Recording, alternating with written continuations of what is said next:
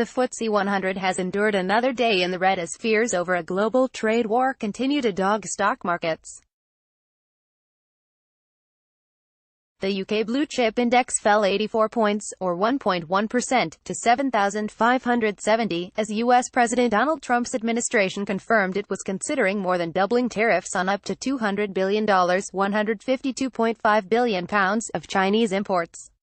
The U.S. is already planning to impose 10% tariffs on the products, but U.S. Trade Representative Robert Lighthizer said he had been directed by Trump to consider raising that to 25%. The Trump administration continues to urge China to stop its unfair practices, open its market, and engage in true market competition, he said. The increase in the possible rate of the additional duty is intended to provide the administration with additional options to encourage China to change its harmful policies and behavior and adopt policies that will lead to fair markets and prosperity for all of our citizens. Miners, which are sensitive to China's growth given its status as the world's top metals consumer, were once again the worst hit on the FTSE 100. Fallers included Rio Tinto's Rio, minus 3.7% at £39.05, Glencore, Glen, minus 3.4% at 310.9p, Antofagasta, Antos 3% at 950.6p, Anglo American, AAAL, minus 3% at £16.56. Bucking the falls was Rolls-Royce, RR, jumping 6.7% to £10.54 as the aircraft engine maker said 2018 results would be at the upper end of expectations.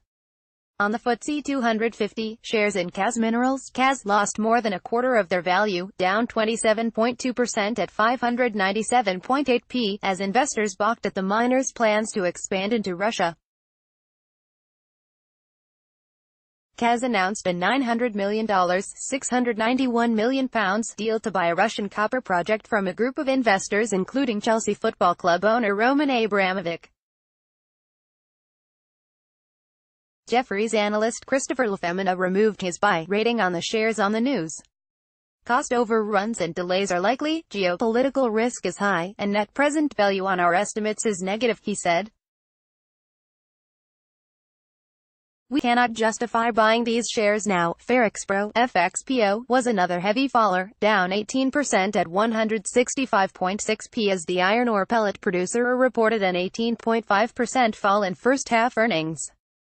Capita, CPI, shares continued to drift lower, down 9.2% at 134.5p, after yesterday's news of a 60% slump in first-half profits.